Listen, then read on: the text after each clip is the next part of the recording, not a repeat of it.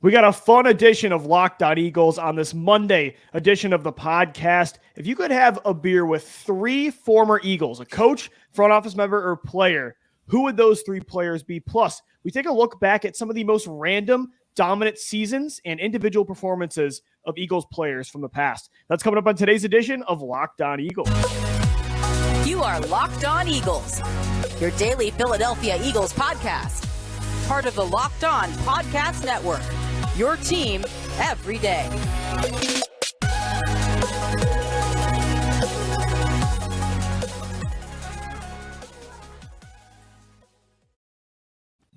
We thank you so much for making Locked On Eagles your first listen each and every day. And today's episode is brought to you by BetOnline. BetOnline has you covered the season with more props, odds and lines than ever before. BetOnline is where the game starts. I'm Louie DiBiase. He's Gino Camilleri. We've been your daily Philadelphia Eagles podcast now running for 4 years yesterday.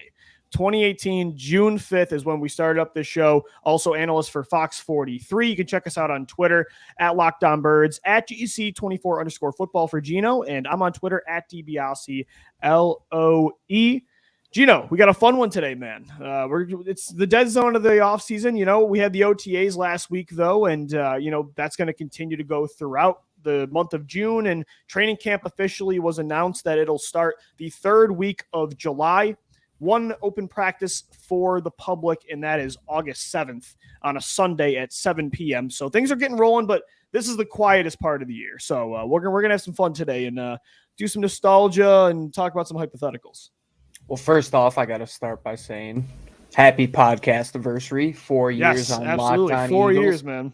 Mine will be on August 21st, and couldn't ask for a better co-host. It just makes it easy Same to you, man. Talk about this team each Absolutely. and every day when you have two kids from Western New York that just So love random. the team and happen to grow up in an hour away from each other and live happened 20 to meet minutes at from the each Super other. Bowl. Yeah. We didn't even meet in Western New York. We met in Philly at the Fillmore. Yeah, and The then we best went city in the back world, home brother. and didn't even know each other. And then a few I know. months later, this happened. So yeah, 4 years running. Thank all of our listeners for getting us to Absolutely. where we are. I think back yesterday, I was listening back to my first show on June 5th of 2018, and definitely growth there from the entire podcast. So thanks again, everybody. Very grateful for the opportunity you guys give us each and every day, because we are your only daily Philadelphia Eagles podcast. And without us, how are you going to get topics like this? Gino, I thought about this randomly the other day. Like, you look through the nostalgia and you look through the history of the Philadelphia Eagles. I saw Deshaun Jackson and LaShawn McCoy on I Am Athlete. Can't wait to watch that full podcast right after this show. I'm going to dive into that. You saw Deshaun Jackson talking about some beef with Donovan McNabb, and you start thinking about all like the tensions throughout Philadelphia Eagles history, the controversies. And I'm like, if you could have a drink with three Eagles, and maybe it has to do with the tensions, you want to hear what actually happened, maybe it's just personalities and you want to, reminisce about Super Bowl 52, like Gino Camilleri gets three Eagles of his choosing at his favorite brewery or bar. Who are those three guys? Ooh, I got to start with one. There's multiple approaches you could take to this.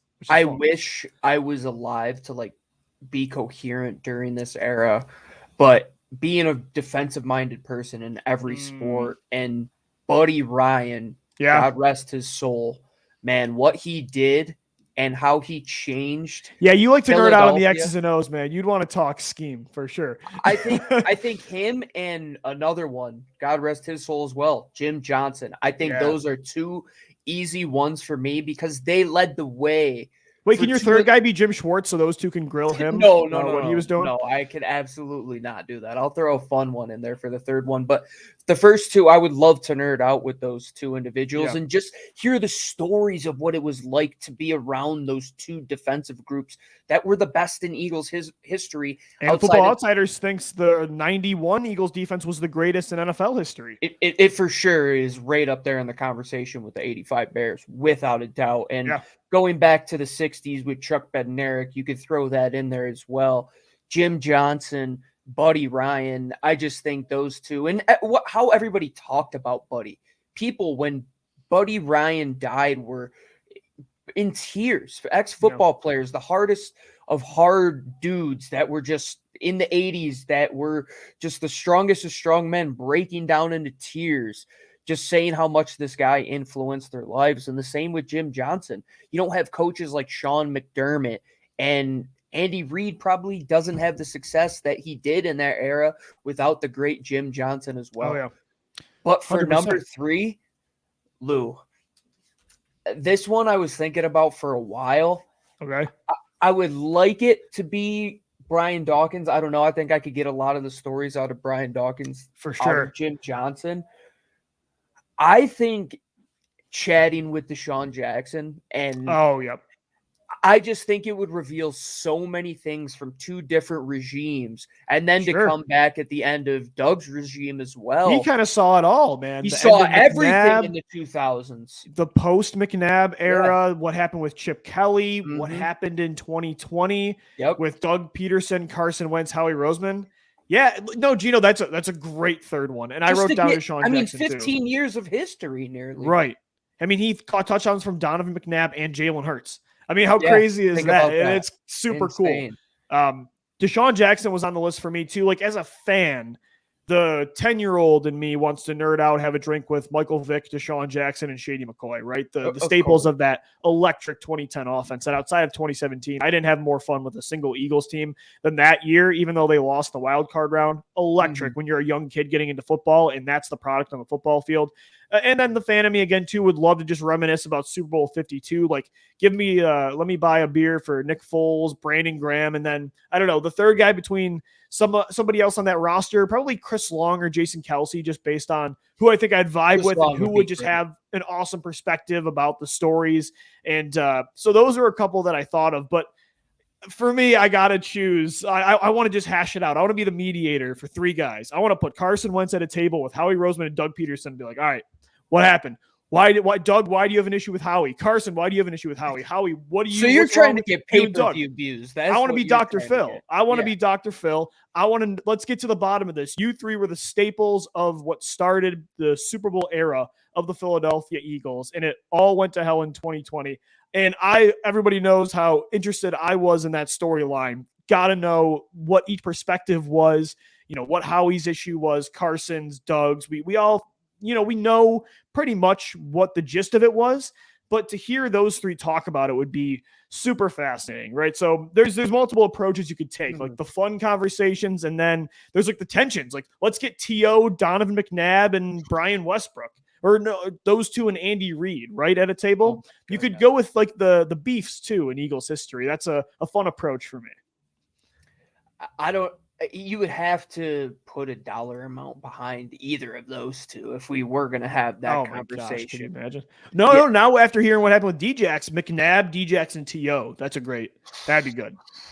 That's just throwing my childhood into a blender right there, Lou. Yeah. That 2004 season, and then you go into Deshaun Jackson and what he was able to do with McNabb. I was really heartbroken hearing that out of McNabb. I'm like, man, you already don't have good some things. You don't have good publicity in the last couple of years. You got to try and keep your face out of the news, face out of the public in a bad way. And then you hear this from one of the most beloved Eagles of all time. And McCoy was confirming it too. 100%. And for people that don't know what we're talking about, Deshaun Jackson was on Brandon Marshall's podcast the other day with Shady, and they talked about how the year Deshaun Jackson in 2009 was named to the Pro Bowl. Was it for the first time ever at multiple positions, right? Any player ever. Any player. At wide receiver and at punt returner. McNabb was talking crap about him to Michael Vick, who's, by the way, Djax's boy. So, I mean, that was mistake number 1. This was in 2009. And McNabb told Vick that Deshaun Jackson didn't deserve it. Like, the insecurities with Donovan, I get where they stem from, but makes him, everybody always talks about how underappreciated he is. But I think him being this way is kind of why it's hard to really prop him up and praise him like Randall Cunningham and Nick Foles and, past Eagles quarterbacks. I mean, right now, the way his publicity has gone in the past 10 years or so, it's closer to Carson Wentz territory for me. As you see, well, he was going after the 9 different McNabb cards I have behind me. I painted my room green, had pictures of this guy all over. He's my idol. Don't get me wrong. But for everybody else in Philadelphia, how people look at Donovan is not the way. And put their name to comments too. That's the thing. Yeah. Like, I mean, who knows what happens down the road, but like nobody has like sat on a podcast and said Carson Wentz did this, or this. Like McNabb's had multiple Hall of Fame level players now talk about him like this. It's it's brutal for sure. It'd be funny too. Let's get some of the guys that have dealt with Philly fans the worst. Like McNabb. I want Jalen Reagor, Nelson Aguilar, and and then like JJ Arcega-Whiteside at a table. I think going back with like Jim McMahon. I know he was past his prime after he left the Bears, but what a cool cat, man. I mean, if you watch, we get the backups, all the backups that caught lightning in a bottle. So McMahon, Foles, Garcia. That would be that's a great trio. That's like, how the hell did you guys all do this? How did you all do this in the same city? I really like Feely, get over here. We'll add a fourth. We'll pull up a chair. No, get Cobb out of there. Feely actually almost beat the undefeated Patriots. That's right. And then they turned him into a second round pick for sure, just like Kevin Cobb. Let us know. This is a fun exercise. Hit us up on Twitter at LockedOnBirds. I want to know who the 3 former Eagles, front office member, coach, or player you'd want to buy a drink based on any stories you want to hear, past experiences. Hit us up on Twitter at LockedOnBirds. We're going to hit a break. Coming up next, thought about this as well the other day, just watching random Eagles YouTube videos, as I tend to do. The Eagles have had a lot of, we just talked about career backups catching lightning in a bottle. The Eagles have had a lot of players randomly catch lightning in a bottle for either a season or even just a game. Gino and I are going to take a look at some of the most random dominant stretches for former Eagles. That's coming up next right here on Locked On Eagles. And guys, today's show is sponsored by Blue Nile. At BlueNile.com, you can celebrate all of life's special moments, from creating the custom engagement ring of her dreams to gifting a classic and timeless jewelry piece, all at prices you won't find at a traditional jeweler. Whether you're ready to pop the question or you're celebrating a milestone moment, find jewelry as unique as her with the modern convenience of online shopping at BlueNile.com. Build the engagement ring of her dreams or celebrate life's special moments with fine jewelry. No matter what you're looking for, Blue Nile has jewelry experts on hand 24/7. Make your moment sparkle with jewelry from BlueNile.com. And Locked On Eagles listeners get $50 off purchases of $500 or more. This podcast exclusive includes engagements as well. Use the promo code LOCKEDON. That's promo code LOCKEDON. Plus, every order is insured, ships free, and arrives in discreet packaging that won't give away what's inside. Shop stress-free and find your favorite piece. Go to BlueNile.com today. And while you're on your computer, save time and money on your auto parts for your car or truck at RockAuto.com. Why choose to spend 30, 50, even 100% more for the same parts from a chain store or a car dealership that only carries one brand that their warehouse can hold? Rock Auto, their prices are reliably low for every customer, and they have everything that you could possibly need: brake parts, tail lamps, motor oil, and even new carpet. Go explore their easy-to-use website today to find the solution to your auto part needs. And when you head over to the website to see the parts available for your car or truck, make sure you write down Locked On in there "How did you hear about us" box so they know that we sent you. Amazing selection, reliably low prices, all the parts your car will ever need. Visit rockauto.com today. All right, Eagles fans, Louie DiBiase, Gino Camilleri joining you on this Monday edition of the show, kicking off another week of podcast. Subscribe wherever you get the show, also available on YouTube.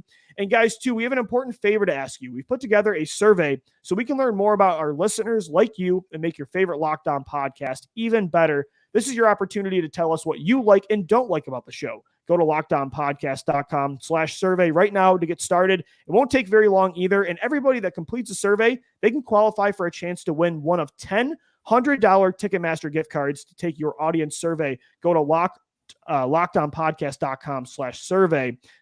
Chance for a $100 Ticketmaster gift card. Single tickets for the Eagles home games go on sale tomorrow. So take advantage at Ticketmaster.com. We would really appreciate your help. Gino, I want to get into this with you. I feel like, as we mentioned at the end of segment 1, the Eagles have had some like random players completely dominate. Nick Foles is the biggest one. He is the face of this, not just for the Eagles, but the entire world of sports. Lightning in a bottle, 2013, 2017, 2018. He's the pinnacle of random domination spread out across a career that outside of that was mostly mediocre. Are there any other Eagles that you could think of like that maybe you didn't have that much success like Nick Foles did, outdueling the greatest quarterback of all time in a shootout to win the franchise's first ever Super Bowl? But is there another player you could think of like that just randomly totally dominated a game out of nowhere or an entire season?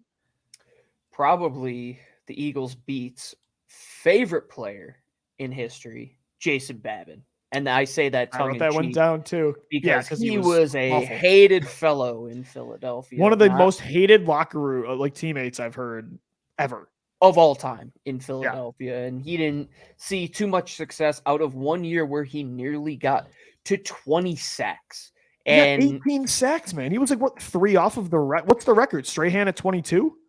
I believe Strahan, is it 22 or 22 and a half? Does he have that half on there? The fact that Jason Babin was 4 away is very insane. Close.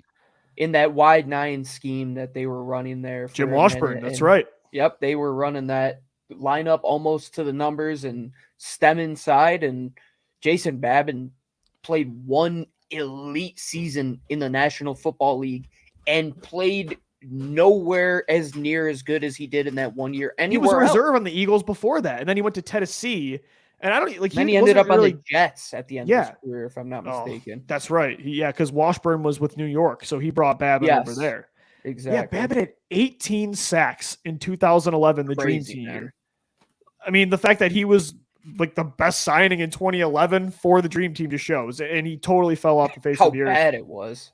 A year later, Gino, remember this, Bryce Brown randomly exploded in week 11 and week 12. LaShawn McCoy was hurt. The Eagles at this point had lost 8 games in a row.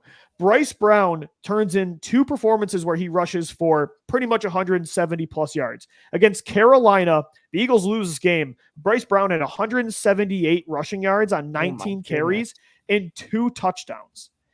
Then the next week against Dallas, he follows that up with 24 carries for 169 yards and 2 more touchdowns. So that guy in 2 games had over 400, almost 400 rushing yards and 4 touchdowns.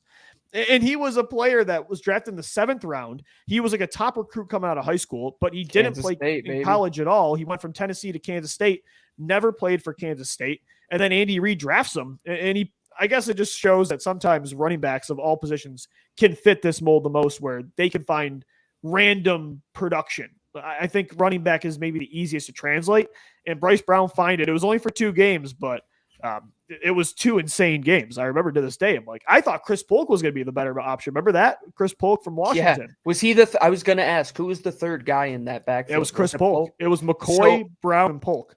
They traded 2/3 of that backfield to Buffalo.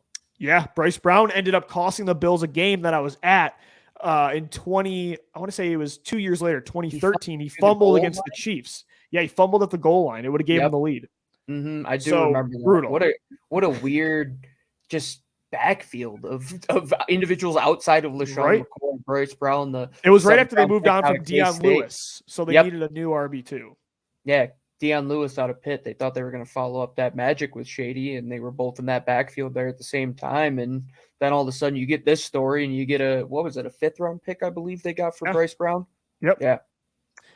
Any other you can think of? I think there's a couple more that I have in my head.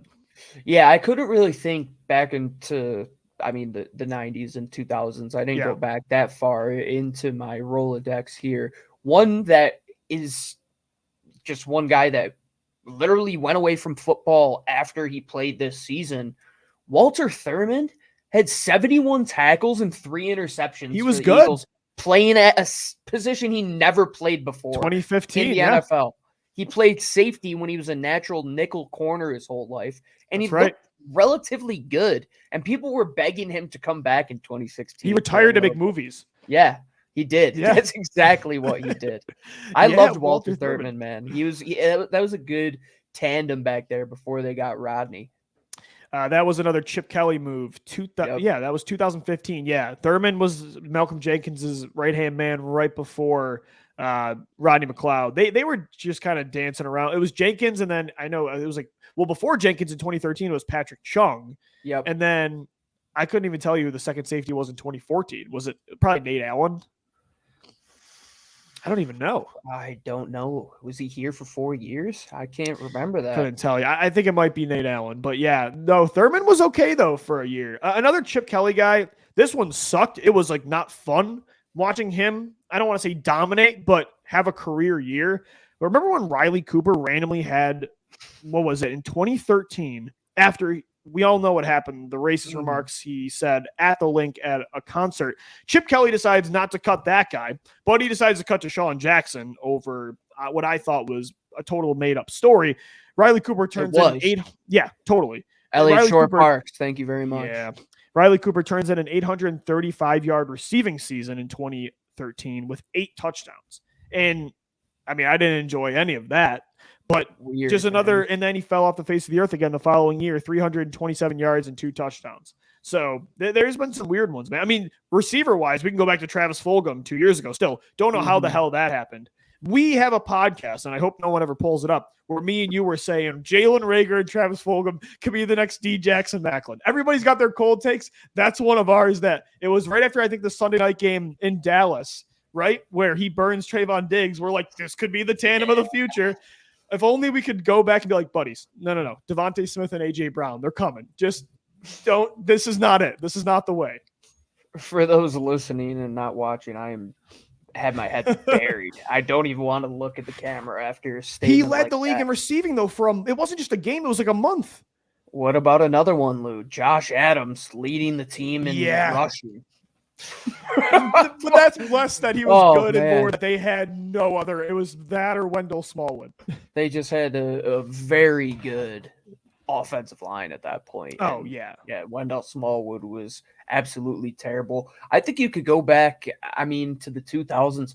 Correll Buckhalter, man. Not that it was random. It was just the fact that we don't really talk about how good he was behind Brian Westbrook.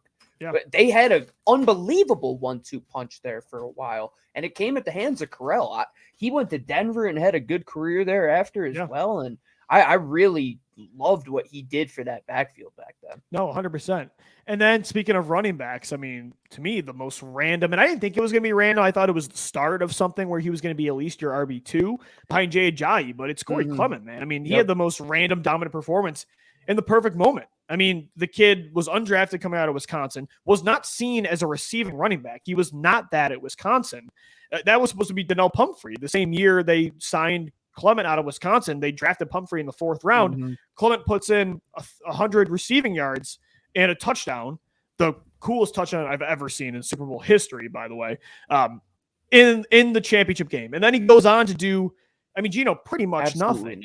Yeah, he struggled with injuries in 2018, but even when he was healthy, he was not explosive. He kind of was what we thought he was going to be, but randomly turns in that Super Bowl 52 showing. Talk about random. We always mention Nick Foles, but Corey Clement, he isn't, and to this day, he's a reserve special teamer for Dallas.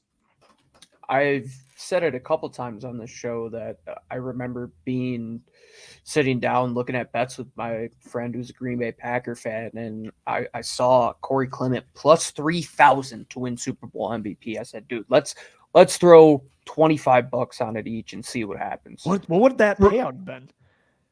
So, if I bet 100, it would have won 3,000. So if I bet a quarter of that, I would have won probably $750, 800 on $25. And throughout the game, we're texting and we're saying, dude, this is close. This is close. And if he cuts the other way on that open field run, that was the thing. It wasn't just the one touchdown, man. He pulled off 3 big plays in that game. He absolutely did. And I'm trying to think back to that Super Bowl year back in 2004, if there were any random players on that team. I'm thinking more after that because most of those guys were good. It wasn't that they had any flies on the wall that came in there. Kevin Curtis for a little bit. You and I were in this quietly. I didn't know he had a 1,000-yard season in 2007. I'm like, I thought he was like that. Yeah. I'd also throw Dante Stallworth in that conversation. 2006. Yeah, that's right. Him and Jeff Garcia carried you to a near NFC title appearance. I thought he was going to be the truth. And then he went on after losing to New Orleans to go and play in New Orleans, if I'm not mistaken. Yes, he did. And then he ended up playing in New England. I love doing this. Yeah, dude. Dante Stallworth, you kind of forget he was on the Eagles, right? He was good. He had a very good season for the Eagles that year with Jeff. No, I totally agree. Yeah, I think that's I think random too. You could say Crayvon LeBlanc, in 2018, absolutely playing really well in the slot, and since then has gone on to not really. Brandon Boykin. Brandon Boykin, my friend. Yeah, best slot corner in the NFL in 2013 as a game-winning interception on Kyle Orton to win you the division. But that was interesting with like his health. Had one leg that was the one long. leg was shorter than the other, right? Yeah, or the one was leg longer. Either yeah, or. Either way. Yeah, that's right. Yeah. But he had a remarkable year, sealed the playoffs for that team, picking off, like you said, Kyle Orton in that game in Dallas. And you're thinking we could go on to see what we have seen in Avonte Maddox in Brandon Boykin for a little bit. And then he fizzled out and they didn't really have anything in him. And we just saw that continuity of nothingness at corner for quite some time. I agree, man. I think this exercise taught me that, first off, how hard it is to be consistent in the NFL, right? Absolutely. I think that's number one. But also, like, how close everyone is in the NFL talent-wise. It's why me and you, especially with the Eagles, do not like to overlook day 3 of the NFL draft, undrafted free agency. Yeah, our stars are stars, and there's a big difference between Aaron Donald and the 3rd defensive tackle for the New York Jets. But at the same time, like, it's as cheesy as it sounds, everybody's in the NFL for a reason, man. And most of these guys, and momentum is real too, is what this shows. If they're there's a lot of players in this league that can play. I mean, look at Travis Fulgham. Like, all these guys are perfect examples. That was an undrafted player from Old Dominion, and he led the league in receiving for 4 straight weeks. And look at the guys we're talking about. I mean, Bryce Brown is in that conversation for a 7th round pick that all of a sudden picked up for your Eagles Hall of Famer and potentially Pro Football Hall of Fame running back in LaShawn McCoy and did a fantastic job. And Josh Adams comes in here and you look at who the leaders in rushing were the past couple years, and then you look at Josh Adams and say, what the heck is that all about? Well, let's look at the context of the reason why. It's because the Eagles will always invest in the trenches. They'll always do the things that they know will help build a good football team. So when guys like LaShawn McCoy go down, or your top wide receivers, or your top offensive linemen go down, you have those random couple guys that'll come in there. And same thing in the NBA. You'll see a guy make a playoff run, then all of a sudden he's gone in the blink of an eye. You'll never hear from him again. And that happens in the NFL too. It's called not for long for a reason. And that's why I appreciate, as much as it is embarrassing to look back on the whole Travis Fulgham thing at the time, to take that and run for what it was. We hadn't seen a player do something at that position like that in quite some time. So we were saying, okay, what could happen here? What was his total stat line against Pittsburgh? That second game he blew up. I think it was like the highest receiving total in a game for the Eagles a wide receiver had since either Macklin in 2014 or it was like T.O. before that. I'm going to look it up because it was. I'm on Pro Football Reference checking it out because we got to see. I mean, Travis Fulgham is now in Denver here. And somebody just wrote a story about him too, about him trying to make the roster. I mean, that receiving course very well, so it's going to be tough. Very well could just be off the first cuts. I mean, he didn't make that Eagles team last year. And okay, so let's look at 152. 152. I was a yard off on that. 10 catches. Targets. 10 catches for 152 yards and a touchdown. He went 4 straight weeks with at least 70 yards. 152, 75, 73, 78. Even that first game against San Francisco when he was activated to the roster, remember he had that big touchdown from Carson Wentz that won them the game, 57 yards and a touchdown. And again, like, he's talented too. But you got to remember with Fulgham, there were some practice habits that, Doug took issue with, but at the same time, he was a player from Old Dominion. So I think it kind of evened out, you know what I mean? So, doesn't matter, but wild that it happened, I mean, completely wild. Yeah, it is. And looking back at the history, the Jeff Garcia year, I saw that thing kick off. I saw McNabb tear his ACL and saw Jeff Garcia begin what would be. What a first game for you, by the way, to go to. Ever. In Lincoln Financial Field. They lose the franchise quarterback. The first game I went to. Ever. The franchise quarterback at the time lit up Washington. Carson Wentz 2017 Monday Night Football. Oh, that's the first game you ever went to in the league. Yeah, well, the first in Philly. The first Eagles game I ever went to was as sad as you. It was the offsides game in 2011. I was there too, the man. Dream Team. Yeah, Jaquay Parker. So not fun. But this was a great exercise. Thanks everybody Absolutely. for tuning in to today's edition of Locked On Eagles. If you have any other players, our older fans too, me and Gino didn't grow up in the 80s and 90s. If there's any random players, inform us. We would love to be informed. Throw them in there. At Locked On Birds on Twitter, at DBLCLOE, and at GC24_football. Thank you so much for making Locked On Eagles your first listen each and every day. Make sure your second listen is the Locked On NFL podcast. All the news across the league in under 30 minutes. It's free and available wherever you get your shows. You can get this podcast in audio form Monday through Friday. You can get it in video form on YouTube. And again, hit us up on Twitter. For Gino Camilleri, I'm Lou DiBiase signing off. As always, thank you for downloading. Thank you for watching and listening. And let's go Birds. Fly, Eagles, fly.